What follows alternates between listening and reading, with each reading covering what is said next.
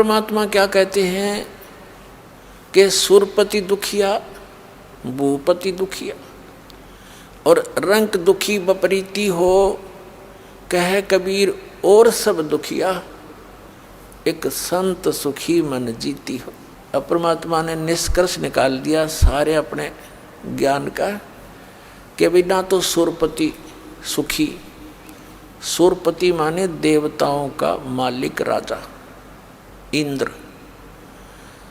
अब हम यहाँ एक सरपंच बन जाते हैं, चेयरमैन बन जाते हैं, मेंबर ऑफ पार्लियामेंट बन जाते हैं, या एमएलए बन जाते हैं, मंत्री मुख्यमंत्री प्रधानमंत्री राष्ट्रपति बन जाते हैं एक छोटे से टुकड़े का, तो हम ये सोच बैठते पता नहीं हमने क्या पा लिया। कुछ भी नहीं पा लिया।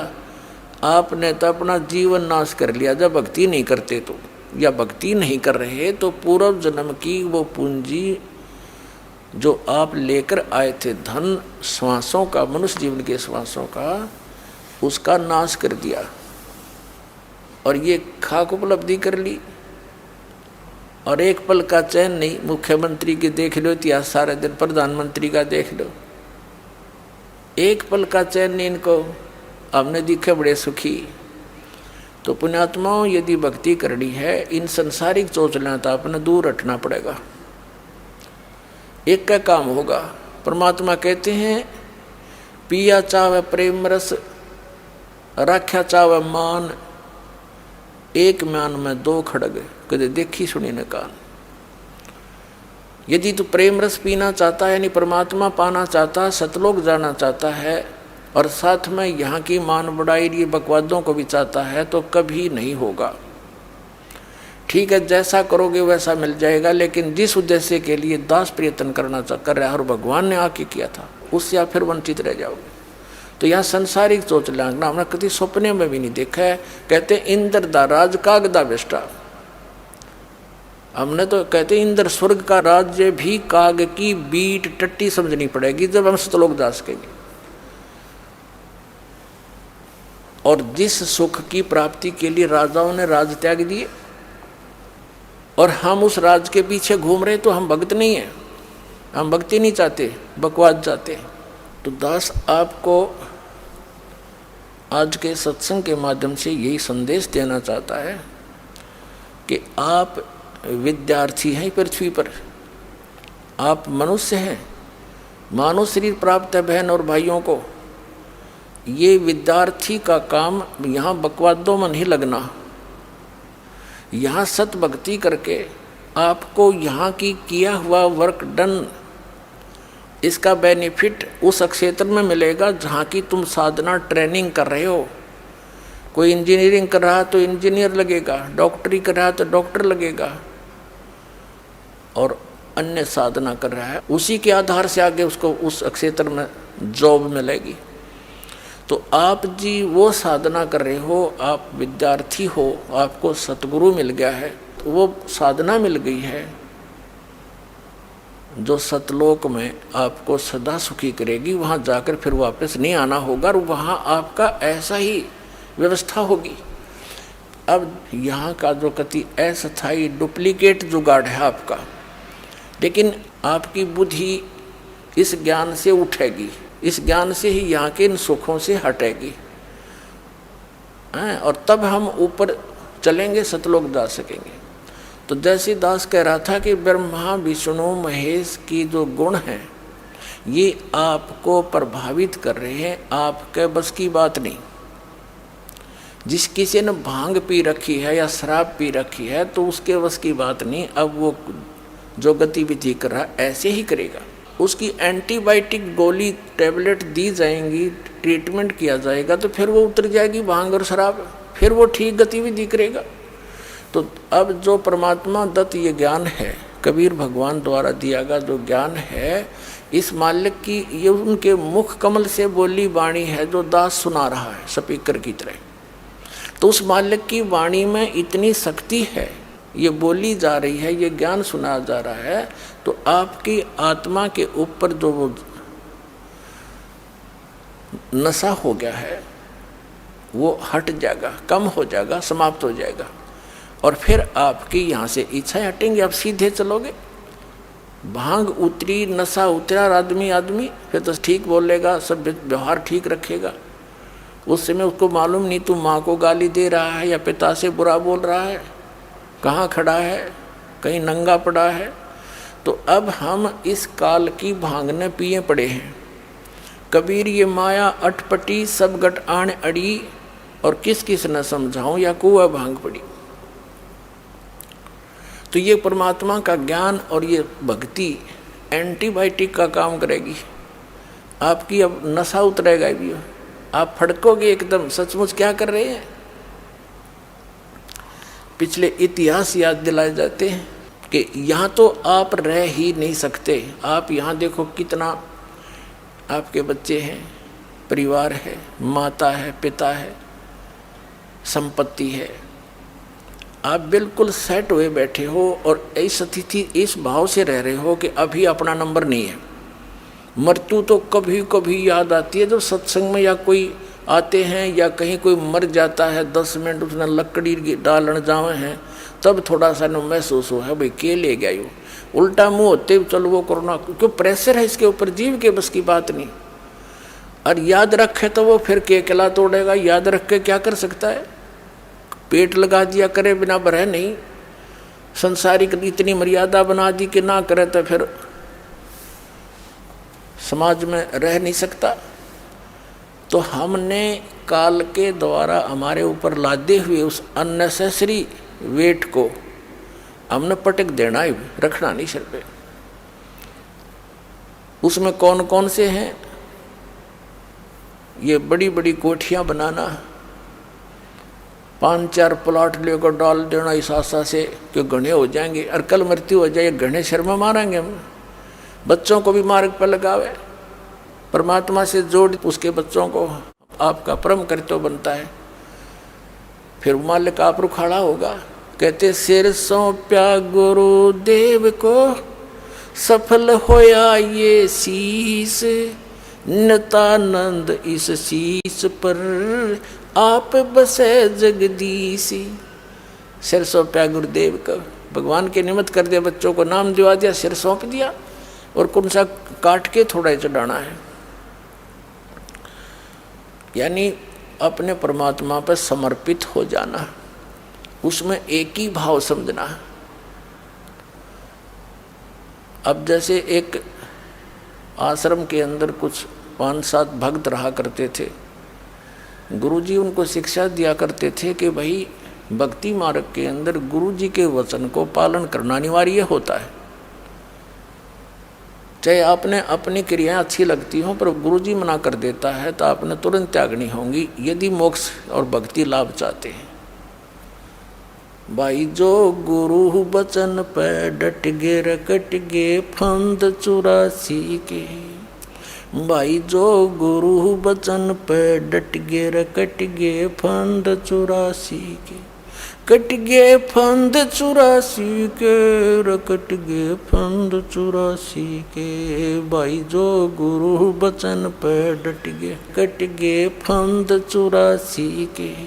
वस्तु मिली ठोड़ की ठोड़, मिट गई मन पापी की दौड़। वस्तु मिली ठोर की ठोर, मिट गई मन पापी की दौड़। भरम मिटे मथुरा काशी के, भरम मिटे मथुरा काशी के। भाई जो गुरु बचन पर डट गए, कट गए फंद 84 के। ऐसी शिक्षा दिया करता था। एक दिन उस गुरुजी ने सभी शिष्यों को बुलाया और कहा, पहले तो ये प्रवचन किया कि भाई गुरु की आज्ञा का पालन करने वाला शिष्य सफल होता है और गुरु की आज्ञा की अवहेलना करने वाला असफल होता है। फिर कहने लगा, भी एक काम करो, तुम मेरे सिर में 5-5 जूते मारो। सभी साथ साथ बैठे थे, सुन्न हो गए, सामने देख नहीं रहे, नीची गर्दन कर ली। तब गुरुदेव ने फिर कहा, भी मैंने आपसे क्या बोला है? गुरुजी की आज्ञा का पालन करना चाहिए। वो एक भी ना उठे, एक खड़ा हुआ, अपना जूता निकाला, गुरुजी के चरणों में जो आसन पर बैठे थे उनके नीचे बैठ गया जाके, और उनके चरणों के निकट जाके अपने सिर में 5 जूते मारे। तब गुरुजी ने कहा, भाई डांडी मत मारे, तेरे सिर पे नहीं कहा, मैंने मेरे सिर पे कहा है। तब उसने क्या जवाब दिया विवेकवान व्यक्ति ने कि हे गुरुदेव, ये दास का शीश भी तो आपका ही है, क्या इस दास को आप अपना नहीं मानते? तब उसने कहा था, बेटा इसमें विवेक की आवश्यकता है, और सिर सौंपना इसका नाम होता है, काट के नहीं देना। तो सिर सौंप्या गुरुदेव को, सफल होया यो शीश, नितानंद इस शीश पर आप बसे जगदीश। तो उन बच्चों को भी मालिक तो जोड़ दे, पावर की करेक्शन दे दे उनसे। तो जो काम पावर से होगा वो हाथ से नहीं हो सकता, मैनुअली नहीं हो सकता। जैसे आटा पीसा करती हमारी माताएं, 1 घंटे में जाकर 2 किलो मुश्किल तो पीसा करती। अरे पावर कनेक्शन ले लिया, cut cut cut cut cut 1 घंटे में पीस दे 2 मन 80 किलो। तो कहने का भाव ये है कि जब हम मालिक से जुड़ जाएंगे तो हमारा सारा काम परमात्मा की शक्ति से होगा। तो जैसे प्रसंग जो चल रहा था कि इस परमात्मा की जो भक्ति है, इससे हमारा पहले तो वो कांटे निकलेंगे जिनके कारण आप दुखी हो, और फिर आपको राम नाम का जूता दिया जाएगा कि बच्चा भी से निकालिए मत ना, यानी मर्यादा भंग ना करना, भक्ति मत छोड़ना, ये राम नाम का जूता है। तो वो दुखी प्राणी सफल होगा इस मार्ग में, और जो सुखी हैं वो नाम भी ले लेते हैं, कुछ दिन के अंदर उनकी मान बढ़ाई नहीं छूटती, वो ज्ञान पूरा नहीं सुनते, वो बर्बाद हो जाते हैं, छोड़ जाते हैं इस मार्ग को। और उनके लिए वरदान है उन पुण्यात्माओं को जिनको ये संकट और कष्ट आया, जिसके कारण भगवान से जुड़े वो आजीवन नहीं दूर हो सकते, क्योंकि उनको पता है जब भगवान से दूर होंगे तो वो कैर फेर टूट जाएंगे। तो वो सफल होंगे। या फिर जो सुखी भी हैं और ज्ञान सही ग्रहण कर लेंगे, मालिक के समर्पित हो जाएंगे, कनेक्शन नहीं कटने देंगे, तो पावर साथ रहेगी भगवान की, उनको सद्बुद्धि बनी रहेगी, वो भी सफल होंगे। लेकिन अधिकतर वो लोग आखिर में बिगड़ ही जाते हैं। तो इसलिए प्रार्थना दास की है कि ज़्यादा ज्ञान सुनना पड़ेगा आपने। 1 दिन ज्ञान सुन लिया, 2 दिन सुन लिया, कुछ 2-3 वर्ष लग कर फिर कहते हैं हमने ज्ञान हो गया। या भूल भी मारती प्राणी को, ये भी काल की एक जाल होता है। जीव को ज्ञान हो सकता है, ज्ञान हो गया तो उसके ऊपर टिक नहीं सकता। तो मालिक की पावर साथ रहेगी तो उस ज्ञान पर वो टिका भी रह सकता है। टिका रहना आवश्यक है, ज्ञान होना तो बहुत दूसरी चीज़ है। यानी संत बनना, साधु भक्त बनना, ये अनिवार्य है। परमात्मा कहते हैं गोरख से ज्ञानी गणे, और सुख दे यति जहान, और सीता सी बहु भारिया, ये संत दूर स्थान। गोरख परमात्मा से ज्ञान प्राप्त करके गोरख ज्ञानी पाक गया था। कबीर साहब के साथ गोष्ठी हुई थी, डलेट हो रहा था, सिद्धि से पहाड़ का सोना बना दिया था उसने अपने वचन से, और भी बहुत सी सिद्धियाँ थी। तब परमात्मा ने कहा था कि जंतर मंत्र जोग निभाई, कबीर साहब ने कहा था। और कहते हैं गोरखनाथ सिद्धि में बोल्या, अटूणे टामण हंड फूल्या, जंतर मंत्र जोग निभाई, काल चक्र जमजोरा खाई, तुम हो जम की फर्दी माही। तब गोरखनाथ जी को ज्ञान हुआ, परमात्मा से उपदेश प्राप्त किया, ज्ञान से ग्रहण किया। उस ज्ञान को सुनकर गला ज्ञानी पा गया, पूरा ज्ञान सुना हुआ, बहुत से चेले भी बना लिए बगैर किसी आज्ञा के, उसका अपना बट्ठा बैठाया। और ज्ञानी कब आ गया? भाई गोरख जैसा ज्ञानी नहीं, मालिक से ज्ञान प्राप्त करके आप प्रभु में बैठे। या बीमार खावा हमने 10 बाबा करनी मिल जाएंगे, बड़ा भाई इसने तो सारे श्लोक गोट रखे हैं, इसने तो भाई कति सारे वाणी याद कर रखी है, वो टीटी पाक जाएगा, काल दाव लगा जाएगा, भगवान से कनेक्शन कट जाएगा, तो वो फिर सदा के लिए दुखी, फिर शुरुआत होगी इसकी। तो परमात्मा कहते हैं गोरख से ज्ञानी गणेश सुख दे जति जहान, और सीता सी बहु भारिया, संत दूर स्थान। जैसे भाई सीता जैसी सती पत्नी नहीं हो सकती, परमात्मा कहीं सीता बहुत गड़ी हैं, सती बहन बेटियां बहुत हैं, ये भी भूल मत करो। और सुखदेव जैसे यति बहुत हैं जो अपने धर्म कर्म पर ब्रह्मचर्य पालन का करते हैं, और गोरख जैसे ज्ञानी गणे। संत दूर स्थान, साधु संत भक्त बनना ये बड़ी दूर घर है उसका, यानी इस मर्यादा के अंदर रहना, सत भक्ति करना, मान बड़ाई से दूर रहना, यहाँ के संसारिक चोचलों से बच के रहना, इनकी कति सपने में इच्छा नहीं करना, वो संत है। कहते संत दूर स्थान, ऐसे साधु बनना बड़े दूर की बात है। लेकिन बनेंगे जब हम इस मार्ग पर चल रहे हैं। तो इस प्रकार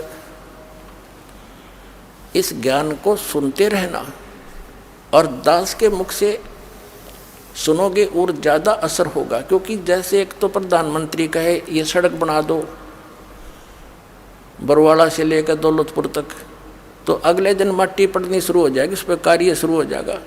और उसने एक आम आदमी कहे या कोई अधिकारी कहे उससे हटकर कोई भी कि ये बना दो, सपने में ना बने, वो बात दोनों वर्ड एक जैसे ही बोल रहे हैं।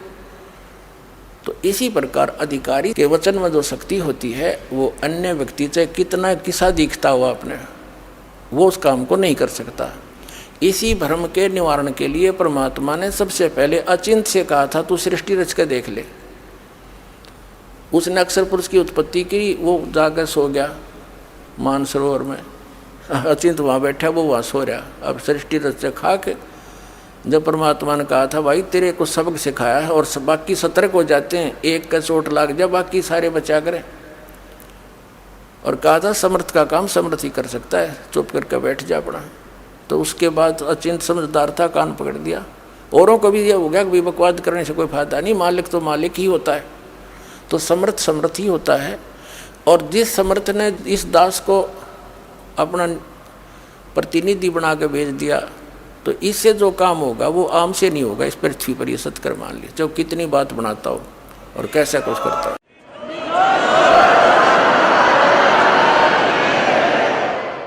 ये इसलिए बताया जाता है कि फाउल पॉइंट हो जाएंगे, मार खा जाते हो आप। अब परमात्मा की वाणी है, परमात्मा के वचन है, दास सुना रहा है, ये अधिकारी बना रखे है, इसलिए सुना रहा है। ना तो मेरे के सिर में दर्द था, अपना भक्ति करूँ, माला फेरूँ, और गुरु जी के चरणों में बैठा अपना टाइम पास हो रहा था।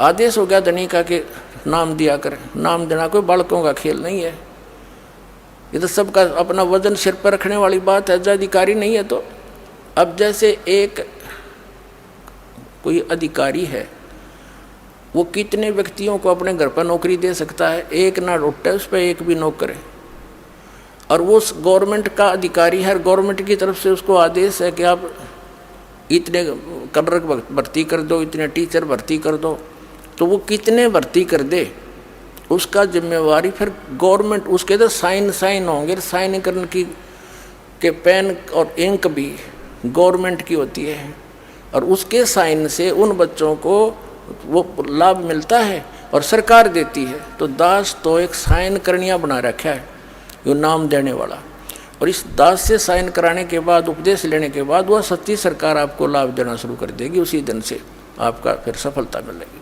और नहीं कर सकता। तो अधिकारी के बिना कोई भी काम सफल नहीं होता। इन अनअधिकारियों ने तो बैठा रखा मानव समाज का, और भगवान आए थे, इन अनधिकारियों ने, गुरुओं ने, बकवाद करनिया ने परमात्मा तक हमें पहुंचने नहीं दिया। और अब भी ये आगे आडे अड़ रहे हैं, पर अब इनकी बसावे को नहीं किससे की। देख लेना, मालिक का वचन है भी ये कि अब कोई इसके आगे नहीं अड़ सकेगा, इस ज्ञान के आगे टिक नहीं सकेंगे। और ज्ञान सब ज्ञान डी, कबीर ज्ञान सो ज्ञान, और जैसे गोला तो बकायब करता चला मैदान। अब प्रसंग चल रहा है कि सुरपति दुखिया भूपति दुखिया, और रंक दुखी बपरीती हो, कह कबीर और सब दुखिया, एक संत सुखी मन जीती हो। अब सुरपति दुखिया यानी पूरे देवताओं का भी राजा, और पृथ्वी का तो गिनती नहीं, पृथ्वी का तो कोई राज ही नहीं उसकी तुलना में। और पूरी भूपति माने पूरी पृथ्वी का राजा दुखिया, और रंक दुखी बपरीती हो, रंक भी दुखी, गरीब तो दुखी है, ये स्वाभाविक, उसको तो सबको पता हो, तो सारे कष्ट उसके ऊपर, गरीब के ऊपर। और जब वो भक्ति से जुड़ जाता है, मालिक की शरण में आ जाता है, सत भक्ति करता है, तो फिर वो रंक भी और वो राजा भी एक स्कूल के बालक, एक क्लास के विद्यार्थी हो जाते हैं और दोनों को समांतर लाभ मिलना शुरू हो जाता है। लेकिन परमात्मा कहते हैं कि संत सुखी मन जीती हो। अब नाम लेने के बाद हमने अपने मन को जीती बनना पड़ेगा। कैसे जीतेंगे? बात वहीं आती है जो गुरु वचन पर डट गए कट गए फंद 84 के। इस ज्ञान से मन डटेगा, इस ज्ञान से मन की रुकावट बनेगी और ये मन फिर ऐसा हो जाएगा। ये बिल्कुल तो समाप्त होता नहीं, क्योंकि ये भी यहाँ 21 ब्रह्मांड का मालिक ये काल है, उसका एजेंट है ब्रह्म का। इसको इस ज्ञान से आत्मा इतना टाइट कर देगी, देखो ये हानि नहीं पहुंचा सकता। जैसे दास का जन्म किसान परिवार में हुआ, हम देखा करते थे जो बैल ज़्यादा फूफा करता था उसको टाइट रस्से से बांध देते थे, उसकी रेंज कम कर देते थे उसके सिर सर मारने की, तो उसकी कुछ सीमा होती थी, उस तक ही वो फूफा कर सकता था, हानि नहीं पहुंचा सकता था। तो इसी प्रकार इस मन रूपी इस बैल को जो हानि पहुंचाता है, इसको इतना टाइट बांध देंगे हम, इस ज्ञान से इतना टाइट बंध जाएगा ये कि हानि नहीं पहुंचा पाएगा। आत्मा तुरंत एकदम सतर्क हो जाएगी। अब तो मन इसको मूर्ख बना रहा है, तेरा नुकसान हो जाएगा, फलाने ने ये कोठी बना ली, उसने ऐसा बना लिया। इस आत्मा के सारे ही आगे चलता है। ये इसके ये समझ लो जैसे जिसकी टांग ना हो और वो सपोर्ट से चलता है। तो काल जो है यो मन बिना पैरों का है, यो आत्मा के पैरों को प्रयोग करता है। जब आत्मा को ज्ञान हो जाएगी या उठे को नहीं, ये चल सकता नहीं इससे आगे। तो इस प्रकार ये मन जीता जाएगा। जैसे आगे गए ना बावड़े रहते भी सब जाही, बिन साहेब की बंदगी कहीं ठोर ठिकाना नहीं। अब परमात्मा क्या बताते हैं? जैसे मोती ओस का ऐसी तेरी आव, गरीब दास करो बंदगी बहोर न ऐसा दाव। जैसे मोती ओस का, सुबह आप देखते हो रात को ओस गिरती है पत्तों पर, कांटों पर, ओस के बिंदु से, पानी के बिंदु से लटक रहे होते हैं। सूर्य के प्रकाश से उनमें इतनी चमक लगती है जैसे मोती लटक रहे हों, और 2 घंटे के बाद उनका नामो निशान नहीं मिलता, खत्म हो गए। तो यहाँ परमात्मा कहते हैं तुम्हारा यहाँ जीवन उस कांटे पर लटकी हुई ओस के जल के तुल्य है। जैसे मोती ओस का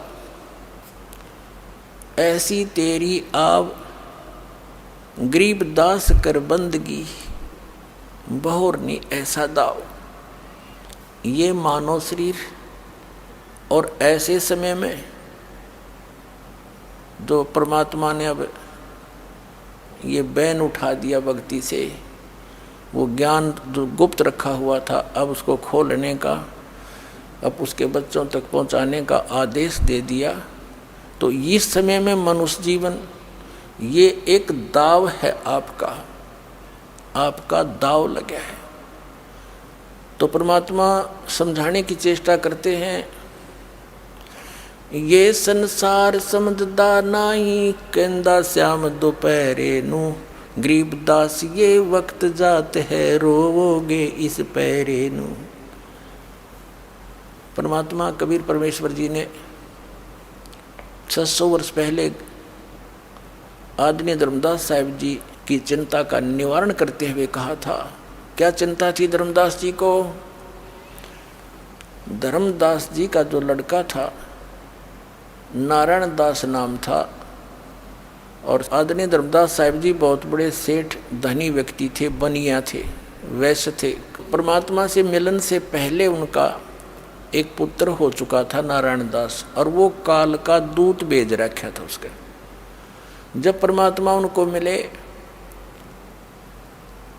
और धर्मदास जी ने परमात्मा की प्रत्येक बात को सत्य मानकर अन्य उपासना आन उपासना छोड़ दी, फिर सबसे पहले माता पिता का कर्तव्य बनता है कि मेरा पुत्र पुत्री भी परमात्मा से जुड़े, मालिक इनका संरक्षक बन जावे, इनका जीवन सफल हो। क्योंकि हम अपने बच्चों के लिए अपने तन की परवाह नहीं करते, अपने धन की परवाह नहीं करते, तो उन बच्चों के लिए फिर अब हम पीछे क्यों रहे। जब हमें ज्ञान होगा, जैसे हम बच्चों को पढ़ाते हैं सिर्फ एक पेट के लिए, इनका गुजारा हो जाएगा, गुजारा भी जो किस्मत में होगा उन्हीं का होता है ना। लाखों पढ़ते हैं, नौकरी कितनों को मिलती है। तो हमने अब वही फाइनल मान रखा, अब हम इसको फाइनल मानेंगे। ऋषि यहाँ भी सुखी, 2 रोटी चाहिए, एक छोटा सा एक कमरा ले ले, बनवा ले, चाहे 2 बना दे भगवान, उसकी मौज, वो तो दूसरी बात है ना। नीत नहीं रह गए बनाने की, आवश्यकता अनुसार बनाओ और अपना ठाठ से भक्ति करे, पीछा छुड़ाओ और चलो, वहाँ मिलेंगे सुख। कॉलेज में सुख थोड़ा ही होता है। तो उस माता पिता के कर्तव्य को और बच्चे की ममता के कारण माता पिता वाले कर्तव्य को पूरा करने के लिए परमात्मा से कहा, भगवान मेरे बेटे को भी नाम दे दो। अब कबीर साहब लगे समझाने, ब्रह्मा विष्णु महेश ऐसे हैं, इनकी स्थिति है, पूर्ण परमात्मा अपने को छुपा कर कहते हैं वो परमात्मा सतलोक में है, वहाँ सदा सुखी रहोगे।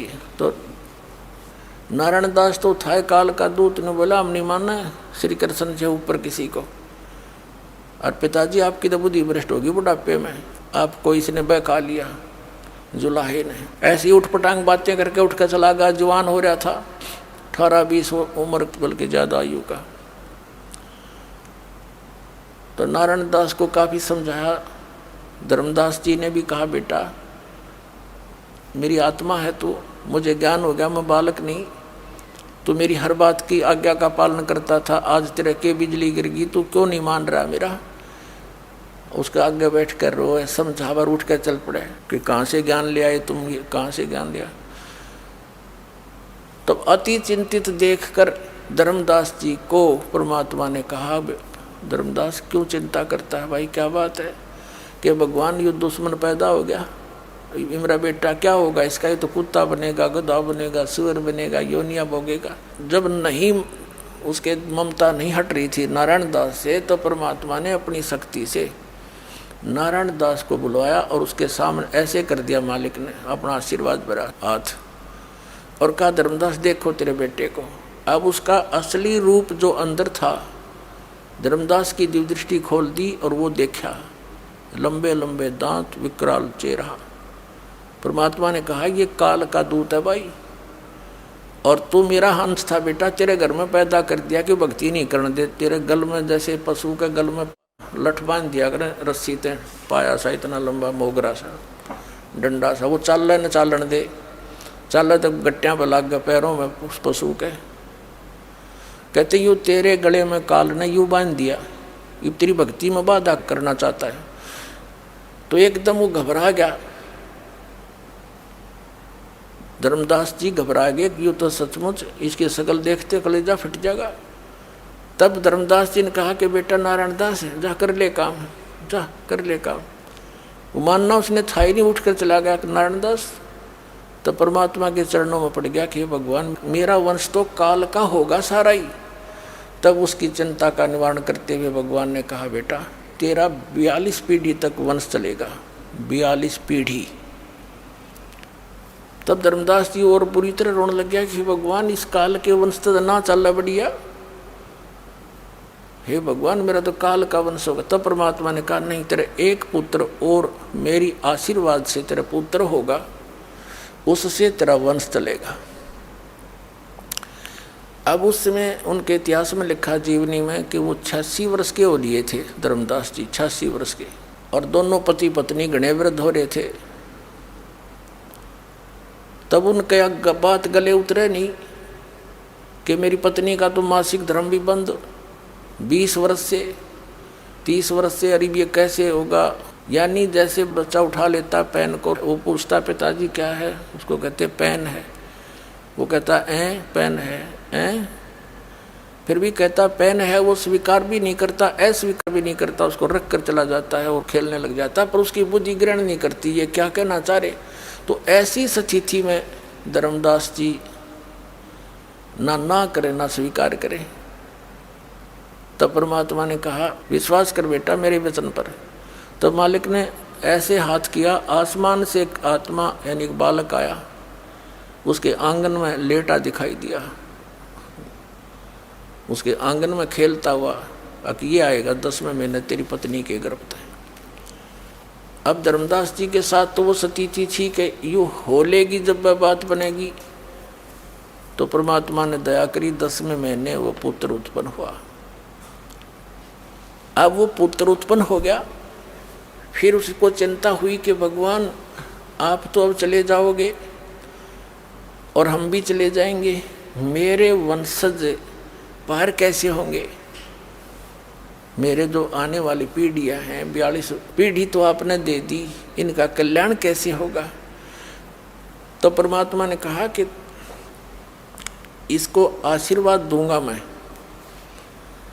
धर्मदास तेरे पुत्र को थोड़ा सा ये होलेगा 10, 12, 15 साल का, तो इसको मैं नाम देने का अधिकारी बना दूंगा, और इससे जो उपदेश लेंगे आपके भी परिवारजन वाले या कोई अन्य और भी, तो उनको लाभ मिलेगा। लेकिन अभी इनको मोक्ष नहीं होगा, इनका अभी वास्तविक मंत्र इनको बताना नहीं है, और आप भी इनको नहीं बताना। धर्मदास मेरी लाख दुहाई, ये मूल ज्ञान और ये सार नाम कहीं बाहर ना जाए। ये सार नाम बाहर जो पढ़ी, बिचली पीढ़ी हंस नहीं तरही, और ये मूल ज्ञान बाहर जो पढ़ी, बिचली पीढ़ी हंस नहीं तरही, और मूल ज्ञान को तब तक छुपाई जब लगिए द्वादश पंथ ना मिट जाए। अब धर्मदास जी को यह चिंता बनी कि परमात्मा इनको ओरिजिनल मंत्र मिलेगा नहीं, क्योंकि परमेश्वर कबीर जी ने उस समय ये 5 मंत्र दिए थे। उस चूड़ामणि नाम था उस धर्मदास के गॉड गिवन सन का, परमात्मा के द्वारा दिए गए पुत्र का नाम चूड़ामणि रखा था। उसी को आगे चल के मुक्तामणि नाम से वो प्रसिद्ध हुआ। उसको मालिक ने अधिकार दे दिया था नाम देने का, केवल 5 नाम दिए थे। जो आपको हम प्रथम मंत्र देते हैं, इनमें से ये 5 नाम हैं बीच वाले। उस समय ये 7 भी देना अलाउड नहीं किया था दाता ने।